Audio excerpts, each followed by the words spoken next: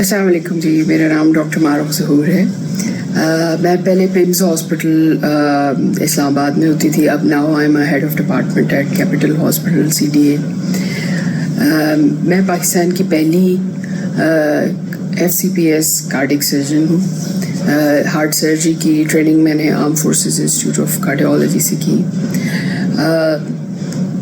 سورہ رحمان میری زندگی میں 16 مئی 2017 کو آئی، اور بابا کہتے تھے وہ دن، وقت اور تاریخ یاد رکھنا، کیونکہ یہ دعا تمہاری قسمت بدل دے گی. اور بالکل ایسے ہی ہوا. مجھے زارا جی نے دعا کروائی تھی، وہ سید صفدر بخاری صاحب کی کاکی، اور اس کے بعد اس دعا نے میری زندگی بدل دی. نہ صرف جسمانی طور پر بلکہ روحانی طور پر بھی. جو ہم اپنے آپ کو سمجھتے تھے کہ ہم صحت مند ہیں، ہمیں کوئی پرابلم نہیں ہے، لیکن اس دعا اور اس دعا کے پروسیس نے، جس طرح سے آپ 3 بار آنکھیں بند کر کے اپنے دل میں اتر کے اور ان لوگوں کو معاف کرتے ہیں جنہوں نے آپ کو سب سے زیادہ دکھ پہنچایا، آپ کی جان مال عزت پر بات کی، جنہیں آپ سمجھتے تھے کہ وہ آپ کے دشمن ہیں، لیکن ریئلٹی میں وہ لوگ سب سے زیادہ آپ کو اسٹرانگ بنانے میں مدد کر رہے تھے، آپ کو انڈیپینڈنٹ ہونے میں مدد کر رہے تھے. لیکن ہمیں یہ چیز نظر نہیں آتی تھی، اس کو ہم دشمنی کے طور پہ دیکھتے تھے، 10 تسبیحاں وظیفے کرتے تھے. لیکن سورہ رحمان نے ہمارے اندر کے تکبر کو پہچانا کہ یہ تکبر ہے، یہ اپنے آپ کو ڈومینیٹ کرنے کی ایک چاہ ہے، جو لوگوں کو آپ کمتر سمجھ رہے ہیں اور اپنے آپ کو بہتر سمجھ رہے ہیں. اس کی آئیڈینٹیفیکیشن کروائی. تو 3 بار اللہ کہتے ہی جسم پر ایک سکون اترنا شروع ہوا، اور جو سورہ رحمان لگتی گئی آنسو بہتے گئے، اور اپنی اپنی غلطیاں یاد آئیں. وہ لوگ جن کے ساتھ مقابلے تھے یا تکبر تھا جن کے بارے میں، جن کو نقصان پہنچانے کی خواہش تھی، ان کی جو اچھی باتیں تھیں، جو اچھے کام کیے تھے، جو اچھے دن گزارے ہوئے تھے، وہ بھی یاد آنا شروع، اور اس نے معاف کرنا آسان بنایا.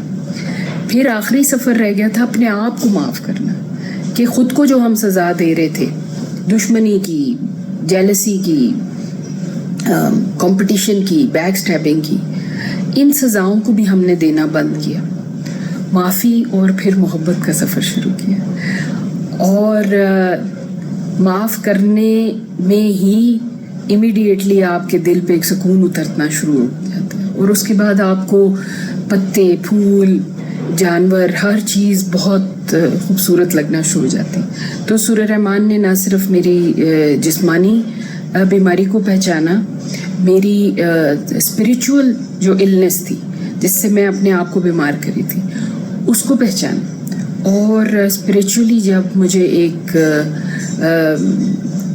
ہیلنگ کا احساس ہوا تو میری باڈی میں خود بخود انرجی آنا شروع ہو گئی. اور وہ مقصد جس کے لیے میں نے دعا کی، میں نے شفا کے لیے دعا کی، میں نے اللہ سے شفا مانگی، اس مقصد میں اللہ نے مجھے انرجی دی، طاقت دی، سورہ رحمان کو میرا ہتھیار بنایا. اور یہ سفر نہ صرف اس نے مجھے دنیاوی طور پر بہت زیادہ عطا اور جلا بخشی، بلکہ روحانی طور پر بھی یہ مجھے ان راستوں پر لے کر چلی جس کے بارے میں لوگ کہتے ہیں تصوف کا راستہ، روحانیت کا راستہ بڑا مشکل راستہ ہے. لیکن جب اللہ آپ کے ساتھ ہو، سورہ رحمان کی دعا ہمارے ساتھ ہوئی بابا جی کی صورت میں، اور بابا جی کی گائیڈنس ہمیں ملی، تو اس چیز نے ہمارے لیے وہ راستے بھی آسان بنائے جو کہ لوگوں کے لیے بڑے مشکل تھے.